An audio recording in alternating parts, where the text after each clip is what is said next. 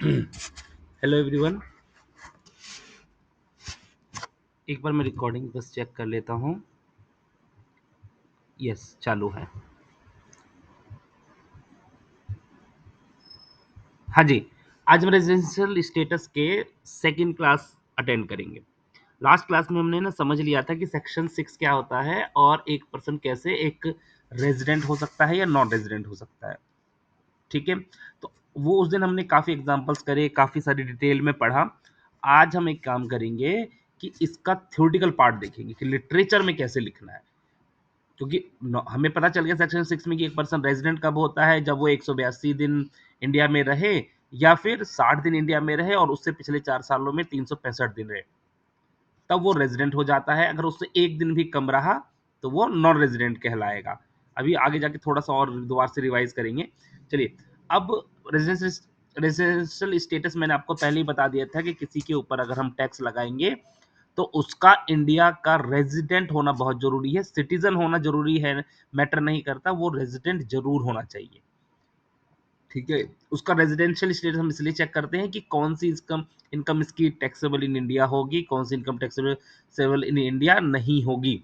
उसके लिए section 9 available है। तो अभी ये मत सोचिए किस चीज पे टैक्स लगेगा, किस पे नहीं लगेगा। सबसे पहले हमें बस ये देखना है कि रेजिडेंशियल स्टेटस में कौन रेजिडेंट होता है, कौन नॉन रेजिडेंट होता है, कौन resident but not ordinary resident होता है। तो क्लास वन में रेजिडेंशियल स्टेटस के क्लास वन में हमने ये देख लिया था कि कौन पर्सन रेजिडेंट होता है, कौन पर्सन नॉन रेजिडेंट होता है। कंडीशन सेक्शन 6 में क्लियर लिखी हुई थी कि 182 दिन, कंडीशन ए। और दूसरी कंडीशन थी हमारी कि 60 डेज हमारे प्रीवियस ईयर में और उसके पिछले 4 साल में 365 दिन। ठीक है। एक तरह से हमने रिवीजन भी कर लिया। अब इसका थ्योरेटिकल पार्ट करते हैं। ठीक है। तो residential status is the term used in the taxation law to determine the tax liability of an individual of entity in particular tax jurisdiction। उस टैक्स jurisdiction में किसी के ऊपर क्या टैक्स लगेगा नहीं लगेगा, उसके लिए ये जरूरी है कि उसका लेंथ ऑफ स्टे उस कंट्री में कितना है, तभी हम किसी के ऊपर टैक्स लगा सकते हैं। The relevance of residential status lies in the fact that it determine whether an individual entity subject to tax in particular tax jurisdiction।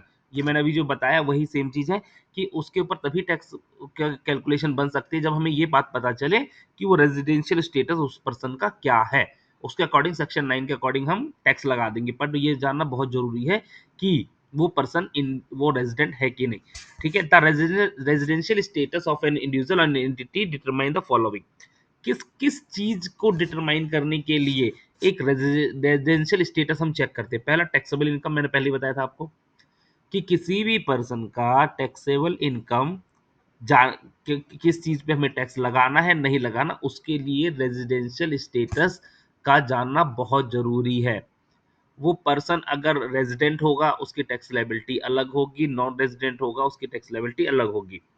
Tax rate, second point है टैक्स रेट। हम क्यों जानना चाहते हैं कि कोई पर्सन रेजिडेंट है या नहीं है।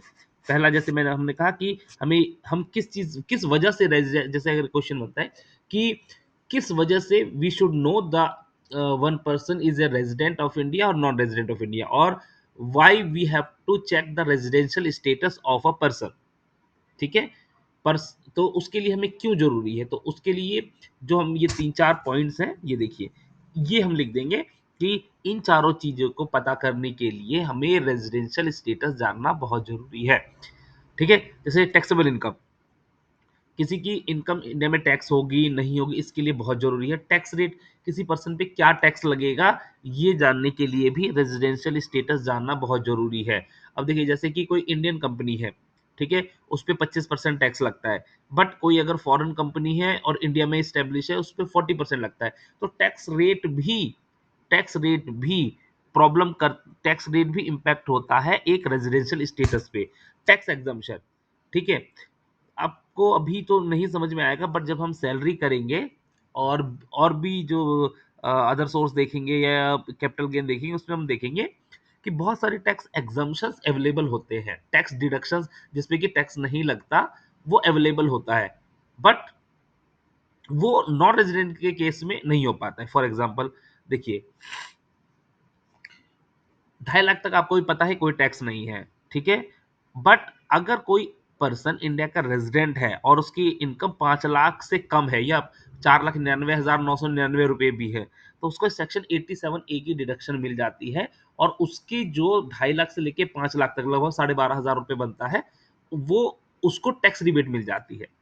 बट अगर वो नॉन रेज़िडेंट हुआ तो उसको रिबेट नहीं मिलेगी, ठीक है? तो नॉन रेज़िडेंट के केस में क्या होगा, जो 2.5 लाख रुपए है वही एग्जम्पशन मिलेगी। 5 लाख वाली लिमिट इसके लिए एक नॉन रेजिडेंट के लिए अप्लाई नहीं होता है। एक और सुनिए, जैसे कि मान के चलिए कोई सीनियर सिटीजन है, ठीक है? तो सीनियर सिटीजन के केस में क्या होता है, जो 2.5 लाख की लिमिट है वो 3 लाख हो जाती है। जो बेसिक एग्जामेशन है 2.5 लाख की लिमिट 3 लाख हो जाती है। बट होता क्या है कि अगर वो पर्सन नॉन रेजिडेंट है तो वो कभी बूढ़ा नहीं हो सकता। जिसका मतलब ये है कि उसको कोई भी एग्जम्पशन जो सीनियर सिटीजन को अवेलेबल है वो उसको नहीं मिलेगी, ठीक है? तो इस वजह से भी किसी पर्सन का रेजिडेंशियल स्टेटस हमें पता होना बहुत जरूरी है। उसका रेजिडेंशियल स्टेटस इस पर्पज से भी हमें पता होना चाहिए, ठीक है? अगला देखिए, टैक्स फाइलिंग रिक्वायरमेंट, ठीक है? टैक्स फाइलिंग, आपको भी पता है जब कोई भी इनकम फाइनल होती है तो उसके बाद में इनकम टैक्स की रिटर्न जाती है, ठीक है? तो इनकम टैक्स की रिटर्न फाइलिंग के लिए भी ये जानना बहुत जरूरी है कि वो रेजिडेंट है या नॉन रेजिडेंट है, क्योंकि आईटीआर के फॉर्म नंबर्स भी बदल जाते हैं, ठीक है? जैसे नॉन रेजिडेंट, अगर कोई रेजिडेंट हुआ उसकी 2.5 लाख से इनकम कम भी है तो उसको रिटर्न फाइल करने की जरूरत होती नहीं है, ठीक है? But in case of non resident उसको हर हाल में इंडिया में टैक्स रिटर्न भरना ही पड़ेगा, ठीक है? तो बेसिकली एक छोटा-सा एक क्वेश्चन बन जाता है कि why should we should know the residential status of a person. तो ये 4 कंडीशन है, ये मैंने बनाए हैं ये वाला, नॉर्मली बुक में नहीं है ये, ठीक है? तो ये 4 पॉइंट हम लिख सकते हैं, ठीक है? अब थोड़ा-सा और आगे आते हैं। ये एग्जांपल्स हैं, अब तो इतना हमने सेक्शन लास्ट क्लास में देख लिया था कि एक पल में हम समझ जाएँगे। एक resident individual in India is taxed on their world wide income. जो इंडिया का कोई भी रेज़िडेंट हो, अगर हो गया, वो कहीं की भी इनकम कमाए, ठीक है? वो इंडिया में टैक्सेबल हो जाता है। बट नॉन रेज़िडेंट का क्या है कि जो इनकम सिर्फ इंडिया में कमाएगा वही टैक्सेबल होगा, अपनी कंट्री में जो कमाएगा वो इंडिया में टैक्सेबल नहीं होगा। इसके लिए सेक्शन 9 बहुत क्लियरली समझाऊंगा मैं, ठीक है? इसलिए इस पे ज्यादा जोर मत करिए। Second point, a resident individual in India is eligible for various tax deductions and exemption. ये मैंने पहले भी बता दिया है, सेकंड पॉइंट में आपको समझा दिया था मैंने, ठीक है? In non-resident who returns to India to become a resident for tax purposes allow a tax exemption for a period up to 2 year।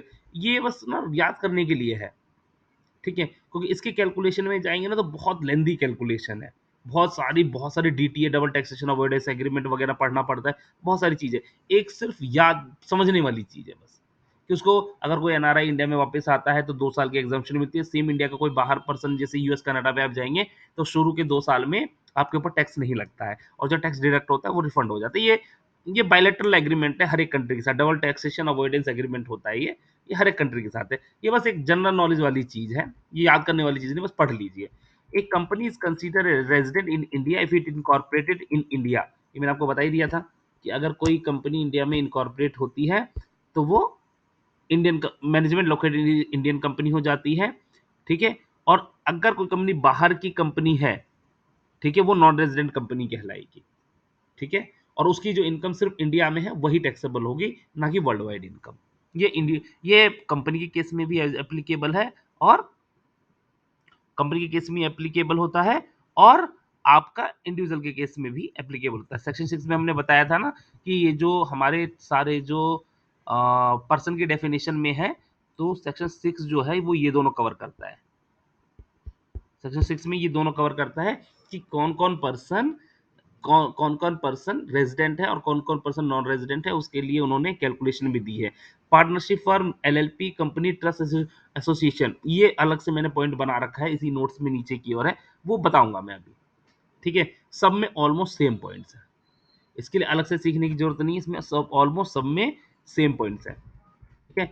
ये मैंने आपको बता ही दिया था कि रेजिडेंशियल स्टेटस में क्या-क्या होता है। कोई एक रेजिडेंट हो सकता है, नॉन रेजिडेंट हो सकता है, resident but and not ordinary resident है। रेजिडेंट एंड नॉट रेजिडेंट के लिए हमने ये भी हम सब बात कर रहे हैं सिर्फ इंडिविजुअल एंड एचयूएफ की, बाकी का भी कोई ध्यान मत दीजिए। आरएनओआर हमारा भी बचा हुआ है कि ये कैसे निकालेंगे। तो एक resident in individual is consider a resident if they satisfy either of the following condition. मैंने बता दिया था कि या तो 182 दिन इंडिया में रहना चाहिए, या फिर 60 दिन पिछले साल में, और उससे पिछले 365 दिन उसके पिछले 4 साल में। इसमें हमने काफी डिटेल में डिस्कस भी किया था। सेक्शन 6 की कंडीशन है। ठीक है, ये चार्ट भी है इजीली समझने के लिए। ठीक है, अब आगे आते हैं। ठीक है, अब अब हम आर एन ओ आर को थोड़ा सा देखते हैं। अभी थोड़ा सा फास्ट करा, आप थोड़ा सा स्लो करिए, माइंड को बिल्कुल खाली कर लीजिए। ठीक है, और ध्यान से सुनिए जो मैं कह रहा हूँ। ठीक है, देखिए बेसिक कंडीशन सेटिस्फाइड। सबसे पहले हम ये देखते हैं कि क्या बेसिक कंडीशन सेटिस्फाई हुई। बेसिक कंडीशन कौन सी, जो सेक्शन 6 में ए और बी लिखा हुआ है, ये वाला, क्या ये सेटिस्फाई हो गया।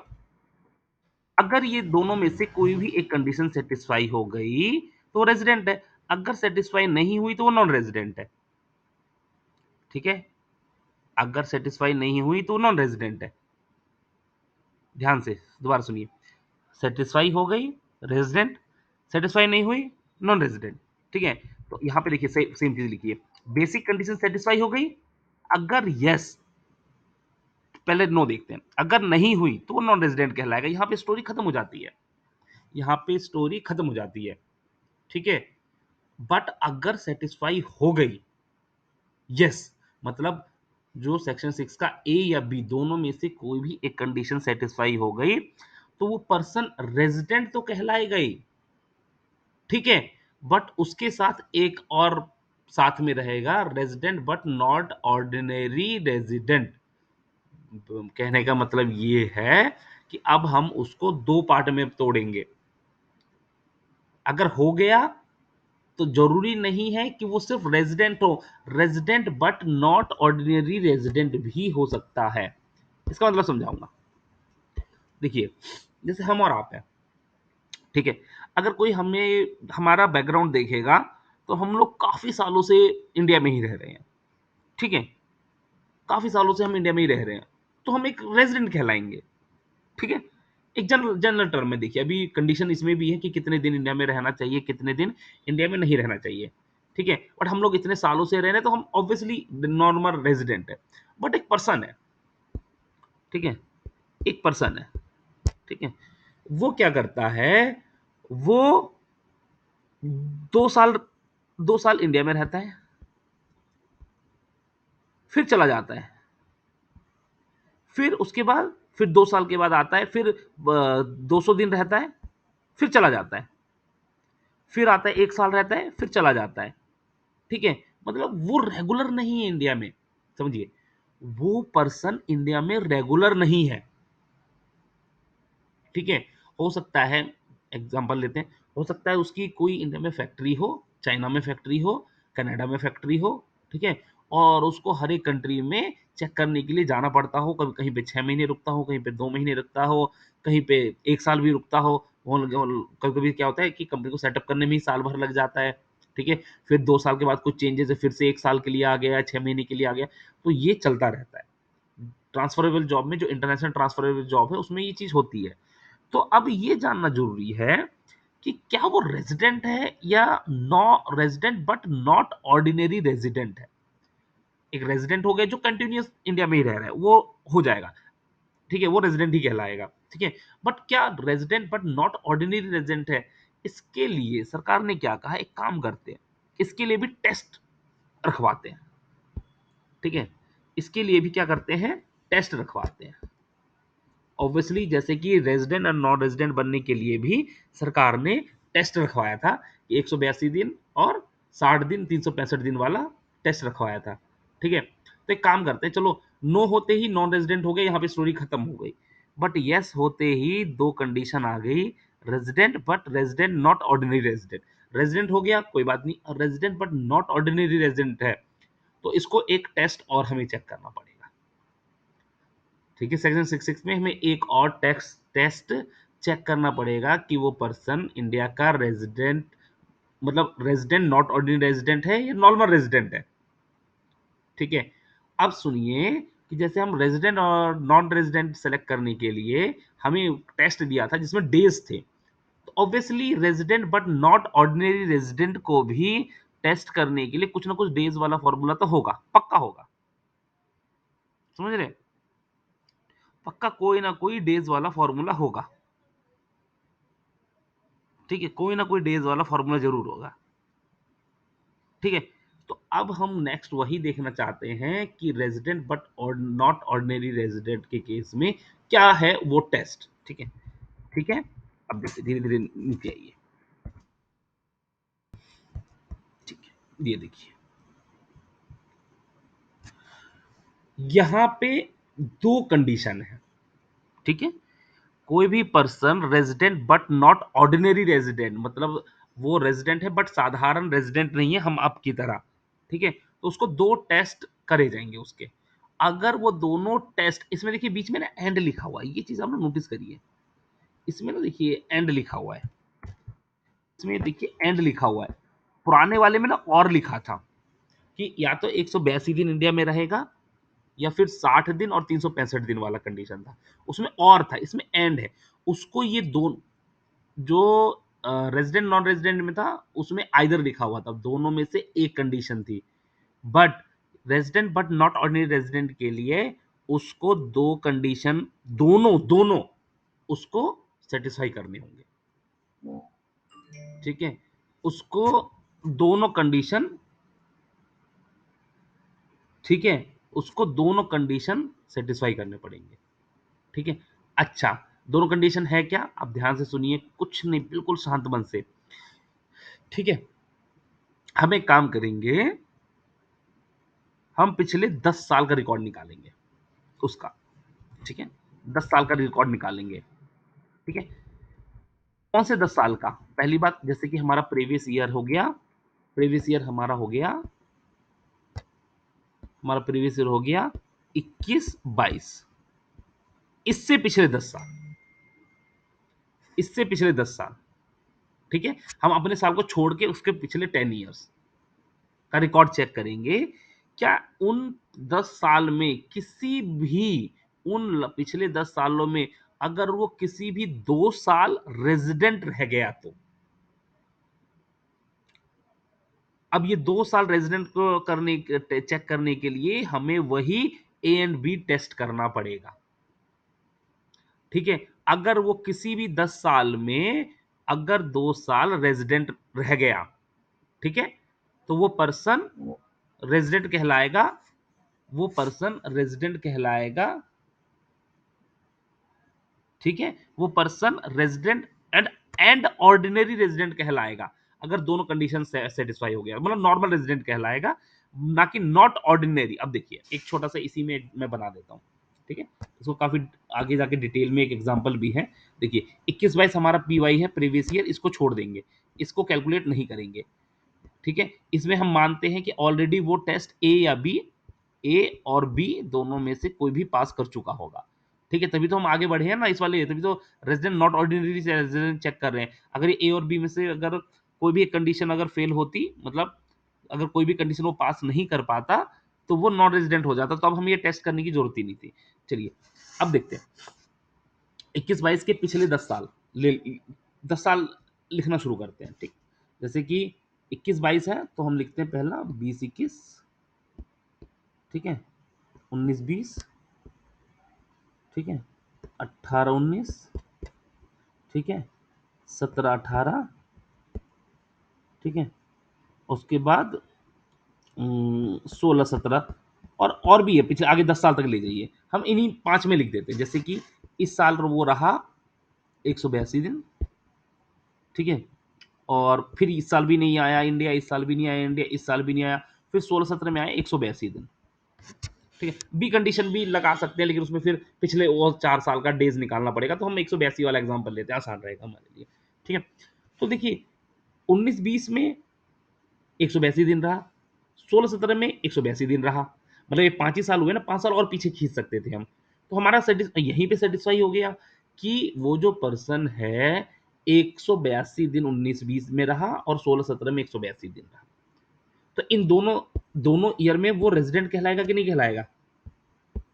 इन दोनों ईयर में वो रेजिडेंट कहलाएगा कि नहीं कहलाएगा, आर कहलाएगा कि नहीं कहलाएगा, आर आर डिनोट करेंगे कि वो रेजिडेंट कहलाएगा, बिल्कुल कहलाएगा, वो 182 दिन इंडिया में रह गया। 19-20 में भी वो रेजिडेंट था और 16-17 में भी रेजिडेंट था। ठीक है, तो 10 साल के रिकॉर्ड में 2 साल तो रेजिडेंट कहलाया। तो जो आर का पहला टेस्ट था वो पास कर गया, तो क्या हम उसको रेजिडेंट एंड ऑर्डिनरी रेजिडेंट कर लेंगे? नहीं, अभी एक टेस्ट और बचा हुआ है, अभी एक टेस्ट और बचा हुआ है। अब हम ये चेक करेंगे, ठीक है, अब हम ये चेक करेंगे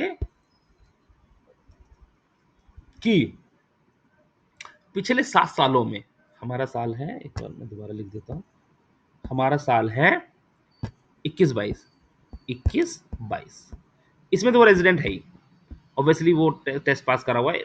तो 1 2 3 4 5 साल मैंने इधर लिख दिए, 5 साल में इधर लिख देता हूँ। 16-17 तक लिख दिया था, तो हम लिखेंगे 15-16, ठीक है, 14-15,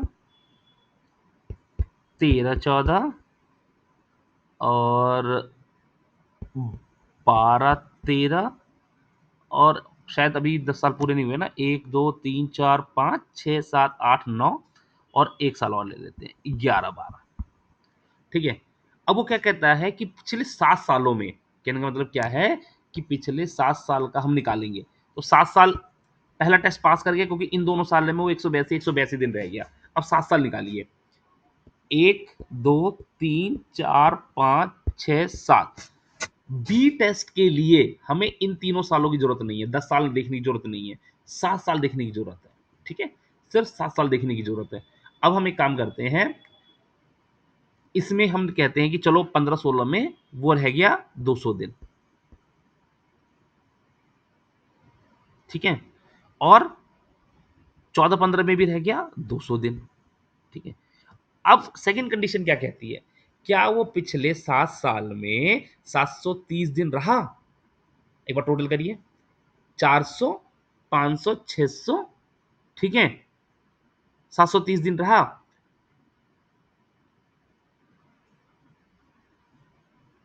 400, 500, 600, ठीक है, 760 दिन के करीब बन रहा है ये। ठीक है, 764 दिन के करीब बन रहा है, 764 के करीब बन रहा है ये। ठीक है, तो क्या वो 730 से ज्यादा है? यस, 730 दिन से ज्यादा है, 730 दिन से ज्यादा है। कहने का मतलब क्या है, हमारा जो पर्सन था, हमारा जो ये वाला पर्सन था, ठीक है, हमारा जो ये पर्सन था, वो ए कंडीशन भी पास कर गया 19-20 में 182 दिन, और 182 दिन 16-17 में। ठीक है, और बी कंडीशन भी पास कर गया 730 दिन पिछले उसके 7 सालों में। ठीक है, तो ये जो पर्सन है ये ऑर्डिनरी रेजिडेंट कहलाएगा। नॉट ऑर्डिनरी करने के लिए इसको फेल होना पड़ेगा, ना कि पास। ठीक है ना, अगर वो ये टेस्ट पास कर गया तो नॉर्मल रेजिडेंट कहलाएगा, और टेस्ट फेल हो गया तो वो नॉट ऑर्डिनरी रेजिडेंट कहलाएगा। इसका टैक्स का इम्पैक्ट क्या होता है वो सेक्शन 9 में हम बाद में देखेंगे। बस हमें ये चेक करना है कि क्या वो रेजिडेंट है या नॉट ऑर्डिनरी रेजिडेंट है। ध्यान से सुनिए, प्रीवियस ईयर में वो रेजिडेंट होगा तो फिर से हम टेस्ट करेंगे, रेजिडेंट नहीं होगा तो कोई टेस्ट नहीं होगा। रेजिडेंट होगा तो हम ये चेक करेंगे कि क्या वो रेजिडेंट है या नॉट ऑर्डिनरी रेजिडेंट है, नॉट ऑर्डिनरी।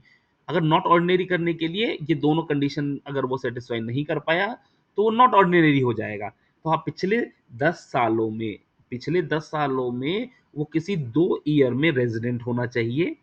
ठीक है, और उसके टोटल 7 सालों में, पिछले 7 सालों में वो 730 दिन इंडिया में रहना चाहिए, तो ऑर्डिनरी रेजिडेंट के। अब दोनों में से कोई भी एक कंडीशन अगर फेल हो गई तो वो पर्सन इंडिया का रेजिडेंट नहीं कहलाएगा, इंडिया का रेजिडेंट नहीं कहलाएगा। मतलब रेजिडेंट तो कहलाएगा बट नॉट ऑर्डिनरी रेजिडेंट कहलाएगा। इसी में देखिए मैं थोड़ा सा चेंज कर देता हूँ। ठीक है, ये मैं चेंज कर देता हूँ। ठीक है, यहाँ पे अगर वो 14-15 में, ठीक है, यहाँ पे 14-15 में अगर वो 100 दिन रह जाता, ठीक है, तो ये शायद 600 कुछ 664 के करीब बनता, 664 के। तो देखिए एक कंडीशन तो पास हो गया, बट बी कंडीशन वो पास नहीं कर पाया, और दोनों कंडीशन पास करना जरूरी था। तो अगर ये फेल हो गया तो वो resident but not ordinary resident कहलाएगा। ठीक है, रेजिडेंट रेजिडेंट वही होगा जो ये दोनों टेस्ट पास कर लेगा। ठीक है, और नॉट ऑर्डिनरी रेजिडेंट वो होगा जो दोनों टेस्ट को, जो दोनों में से कोई भी एक टेस्ट अगर फेल हो गया, ठीक है, तो वो पर्सन नॉट ऑर्डिनरी रेजिडेंट कहलाएगा। अब देखिए इसका ना एक क्वेश्चन है, मैंने निकाला है, ये देखिए ये क्वेश्चन है, ये देखिए, ये देखिए, ये है, अच्छा क्वेश्चन है। ठीक है, एक फॉरेन सिटीजन है जो कि वो हमें अपने असेसमेंट ईयर 2021 लिखा है, मतलब असेसमेंट ईयर 2021 का मतलब हो गया हमारा प्रीवियस ईयर 19-20, 19-20 के लिए हमें चेक करना है। ठीक है, तो उस 19-20 के लिए वो पर्सन रेजिडेंट कहलाएगा या नॉट ऑर्डिनरी रेजिडेंट कहलाएगा या नॉट रेजिडेंट कहलाएगा, ये चीज चेक करने के लिए यहाँ पे इसने दे रखा है। ये एग्जांपल आप खुद देख लीजिए, सेम वही जो मैंने ऊपर बताया है वही चीज है कि ड्यूरिंग द 16-17 वो कितने दिन रहा, वो कितने दिन रहा, 13-14 में कितने दिन रहा। ठीक है, और टोटल अलग अलग ईयर्स में कितने कितने दिन रहा। अब ये देखिए इसमें सिंपल है, 18-19 नील अगर नहीं रहा तो क्या होगा, रहा तो क्या होगा, ये क्वेश्चन आप ना खुद देख लीजिए। अगर मैं इसको कराने लगा 10-15 मिनट या आधा घंटा खराब होगा, और इसका कोई वो लॉजिक नहीं, जो मेन है हमारे कॉन्सेप्ट समझ में आ जाना चाहिए। ठीक है ना, हमारा कॉन्सेप्ट समझ में आ जाना चाहिए। ठीक है ना, वही चीजें देखिए इसने, इसमें 366 दिन रहा, इसमें रेजिडेंट है। ठीक है, और किसी ईयर में वो इससे ज्यादा रहा ही नहीं, तो ये ऑब्वियसली नॉट ऑनली रेजिडेंट कहलाएगा। ठीक है ना, 730 दिन वाला वो कंडीशन सेटिस्फाई ही नहीं कर पाया ना, ये देखिए लेस देन 730 डेज वाला, तो वो वैसे भी नॉन रेजिडेंट, वो जो पर्सन है वो resident but not ordinary resident कहलाएगा। ठीक है, ठीक है, ऐसे एक और एग्जांपल है। ठीक है, जिसमें कि वो कितने कितने दिन कितने कितने उसमें रहा। ठीक है, कहाँ कहाँ रहा वो। ठीक है, तो ये भी आप इससे कैलकुलेट कर सकते हैं। चलिए, अब दोबारा से एक बार सेम बात हम रिवाइज करते हैं। ठीक है, एक जो पर्सन है, ठीक है, वो या तो रेजिडेंट होता है या नॉट नॉन रेजिडेंट होता है। ठीक है, यहां से देखते हैं, एक पर्सन जो है या तो वो रेजिडेंट होगा या नॉन रेजिडेंट होगा या resident but not ordinary resident होगा। ठीक है, तो एक पर्सन या तो रेजिडेंट होगा, नॉन रेजिडेंट होगा, resident but not ordinary resident होगा। ठीक है, रेजिडेंट और नॉन रेजिडेंट का डिफरेंस निकालने के लिए हमें सेक्शन 6 का जो पहला टेस्ट है वो करेंगे, जिसमें कि ये चेक करना होता है कि क्या वो पर्सन 182 दिन इंडिया में रहा, या फिर और लगा हुआ है, या फिर 60 दिन हमारे पिछले साल में एंड 365 दिन पिछले उसके पिछले 4 सालों में। ठीक है, तो इससे तो हमारा ये कैलकुलेट हो जाता है कि वो रेजिडेंट है। ठीक है, ये तो कंफर्म हो जाता है कि वो पर्सन हमारा रेजिडेंट है। बट रेजिडेंट नॉट ऑर्डिनरी है या नॉर्मल रेजिडेंट है या ऑर्डिनरी है, ऑर्डिनरी भी कह सकते हैं, रेजिडेंट को ऑर्डिनरी रेजिडेंट भी बोला जा सकता है। तो उसके लिए फिर से 2 टेस्ट करने हैं। ठीक है, उस दोनों टेस्ट में उसको पास होना बहुत जरूरी है। ठीक है, उस दोनों टेस्ट में उसका पास होना बहुत जरूरी है। ये ध्यान से देखिए दोबारा से कि दोनों टेस्ट में उसका पास होना बहुत जरूरी है। पहला टेस्ट क्या है कि वो 2 साल में रेजिडेंट होना चाहिए। ठीक है, 2 साल में रेजिडेंट होना चाहिए, और उसके टोटल हमारे प्रीवियस ईयर के उससे पिछले 7 साल में 730 दिन इंडिया में रहना चाहिए। ठीक है, तो रेजिडेंशियल स्टेटस में हमें किस किस का रेजिडेंशियल स्टेटस चेक करना पड़ता है, जो भी पर्सन पर्सन की डेफिनेशन में होते हैं, जो भी लोग पर्सन की डेफिनेशन में होते हैं कि वो पर्सन में है कि नहीं। ठीक है, वो पर्सन है कि नहीं। ठीक है, तो यहाँ पे हमने इंडिविजुअल वाला खत्म कर लिया, इंडिविजुअल में रेजिडेंट, नॉन रेजिडेंट और नॉट ऑर्डिनरी रेजिडेंट। इसके कुछ क्वेश्चंस हैं, आप खुद भी देख सकते हैं। ठीक है, अब नेक्स्ट क्लास में हम ये देखेंगे कि अदर पर्सन का रेजिडेंशियल स्टेटस, अदर पर्सन कौन कौन बच गए हमारे, इंडिविजुअल और एनएचयूएफ तो हमने इसमें कवर कर लिया, अदर पर्सन में कौन बचा, partnership, LLP, company, trust, AOP, ये लोग कैसे, इनका रेजिडेंशियल स्टेटस कैसे चेक किया जाता है। ठीक है जी।